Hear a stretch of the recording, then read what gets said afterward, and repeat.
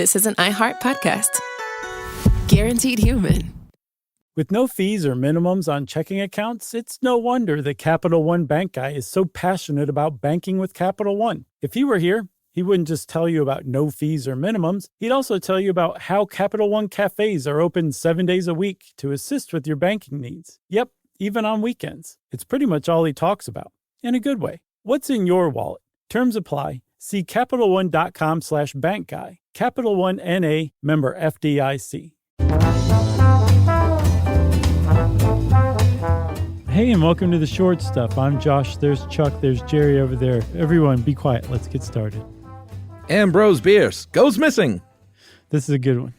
This is. So Ambrose Bierce was a writer, and he's described in this article, and this is from the old friends at howstuffworks.com. Oh, yeah, good plug. Yeah, they still have some great short content out there that we can mine for these short stuffs. Sure. But he's described here as equal parts Mark Twain and Edgar Allan Poe. That's pretty good. Yeah, he was born in Ohio in 1842, and he was a journalist, and like one of the big sort of early journalists to kind of supposedly one of the first ones to really make his byline a brand in and of itself. Oh, yeah. But he also wrote horror stories. He wrote short horror fiction.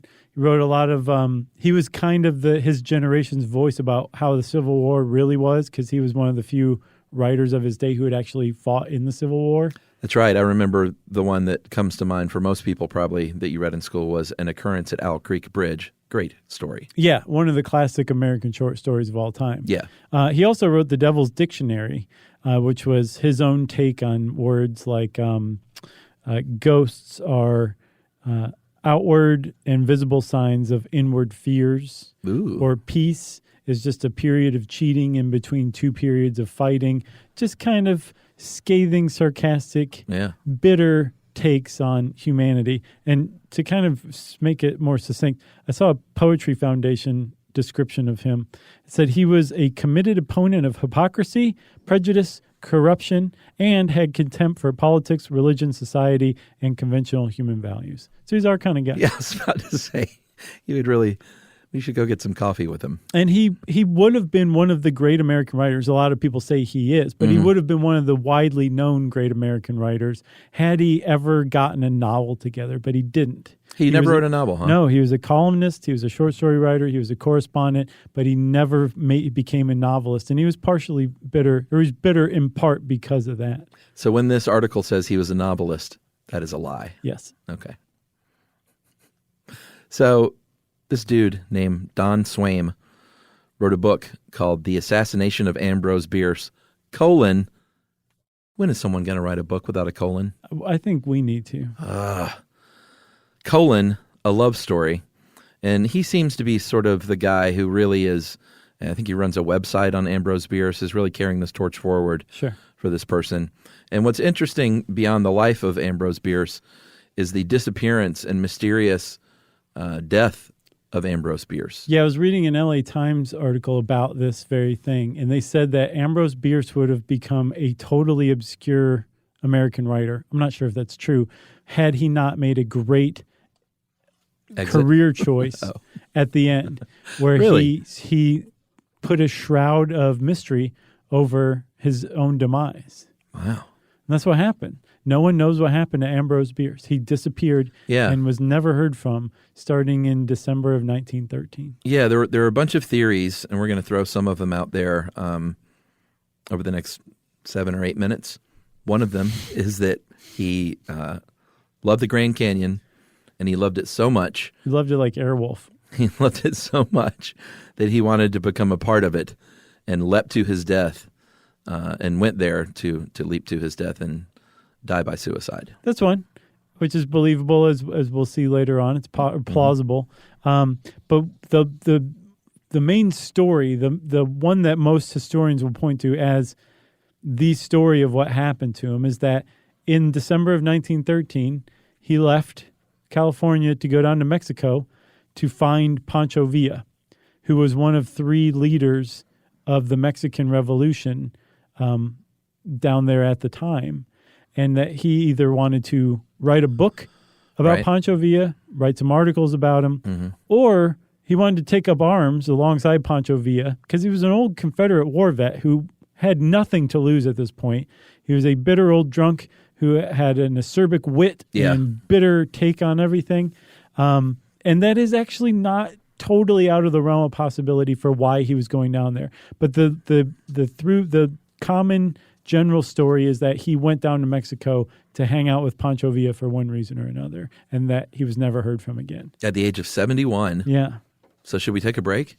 Yes. All right, we'll come right back and talk a little bit about what people speculate happened south of the border. Look at all the stuff, there's so much stuff. Look at all the stuff you should know.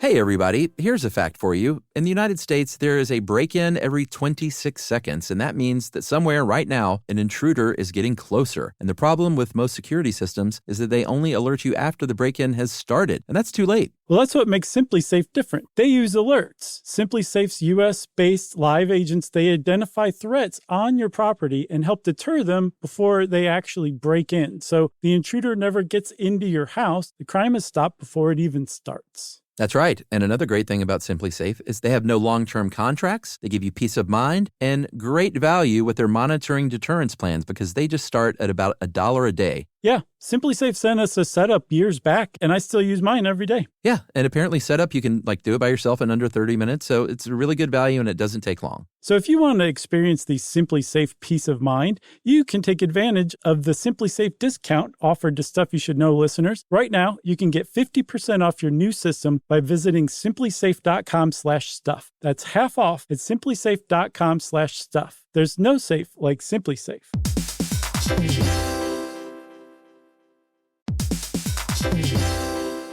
Work can be a little weird. One minute you're in a meeting that could have been an email. The next you're trying to decode corporate jargon that somehow means nothing. And don't even get us started on the quick sync that turns into a 45-minute deep dive.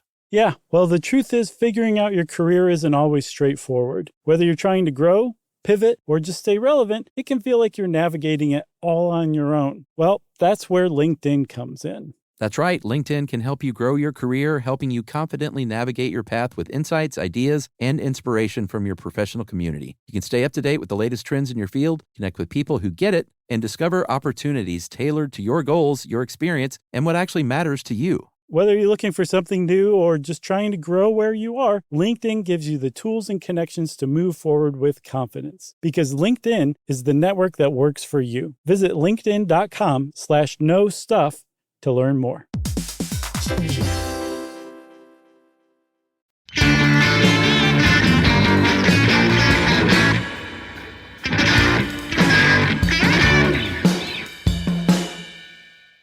All right, so there are a lot. I mean, it seems like it's really hard to get a beat on this, a bead. It's been a long day. Because everything that seems like it might have really happened is disputed by somebody. It's not just that, Chuck. In addition to that, or the reason why it's disputed by somebody is because you get the impression that he went to the trouble of setting it up so that his disappearance would be a mystery, that no one would ever be able to figure it out. Perhaps, and it's also clear that in 1913, it was a lot easier to disappear. Sure. And no one ever knows what happens to you. Right. And then he's gone. So it is generally believed, though, that he did go to Mexico, and he did ride with Pancho Villa as a 71-year-old Civil War veteran. It's just not proven out exactly why he was there or how he necessarily died there. Right. Some people say firing squad. Yes, which is supported by this letter. So his last letter was posted from Chihuahua, Mexico, which is where Pancho Villa was stationed and carrying out his arm of the revolution. That's right. So he made it as far as Pancho Villa's home territory, supposedly. Some people don't even believe that that's true. Right. But that's where the last known letter from Ambrose Bierce was postmarked, was Chihuahua, Mexico. And in this letter, he says, "Goodbye. If you hear of my being stood up against a Mexican stone wall and shot to rags, please know that I think it is a pretty good way to depart this life. It beats old age, disease, or falling down the cellar stairs. To be a gringo in Mexico, that is euthanasia."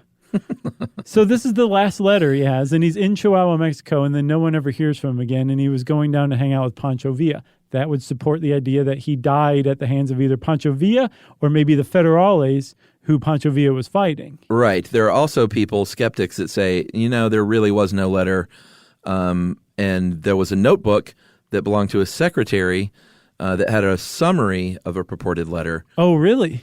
Yeah, but I haven't heard that one. I think the man who wrote the book, Mr. Swaim, says there was a literal letter.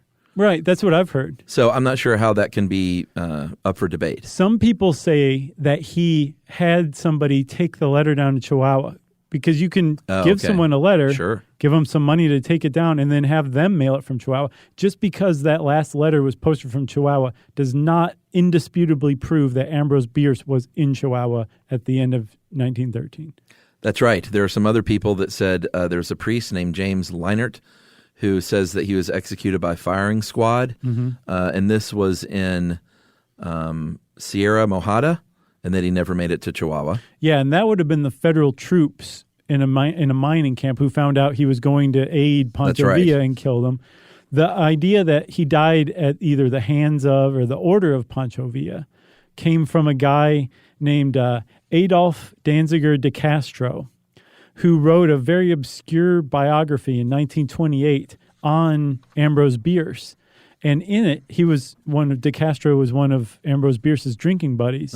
He said that he went down to Mexico and had dinner with Pancho Villa to find out what had happened to Ambrose Bierce, and eventually coaxed from Pancho Villa that Ambrose Bierce had died because he had gone drinking and criticizing Pancho Villa. Sure. And Pancho Villa didn't like that, and so he was killed because he shot his mouth off while he was drunk. It's very believable. Yeah, it's entirely possible. And the fact that this guy knew him, a lot of historians say this seems authentic. That's really possible that happened. There was also a journalist named Jake Silverstein in early 2000s that said he got into this theory that he never made it to Mexico and he died in Texas.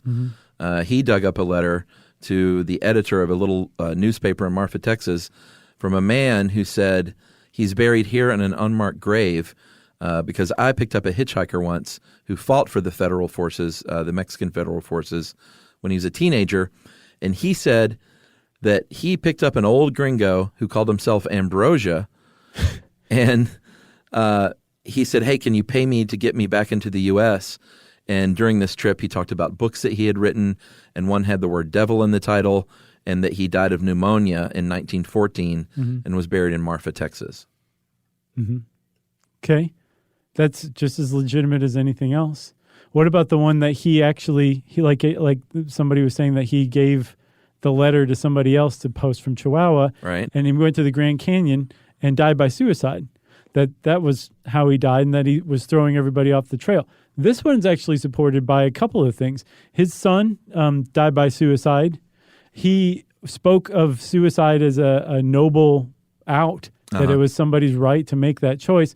And then also, he did a tour of Civil War battlefields in the United States. Before he went to Mexico, right? Right before he went to Mexico. Right. So it's possible that he was in the kind of mindset that he would have been in to take his own life. Who knows? Yeah. But that's why we'll probably never know what happened to him, because each of these is really plausible, and each of them can be not deconstructed, but rivaled by the next theory too.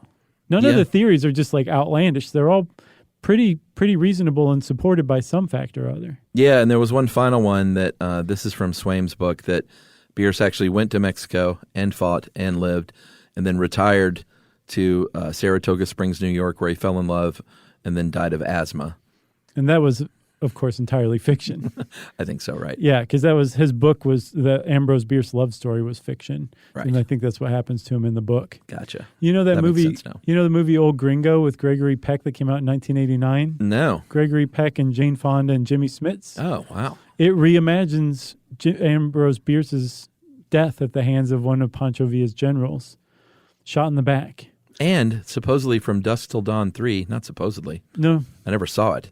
But that tackles Ambrose Bierce. Ambrose Bierce? He's a character in it. Yeah. And I think he lives in that.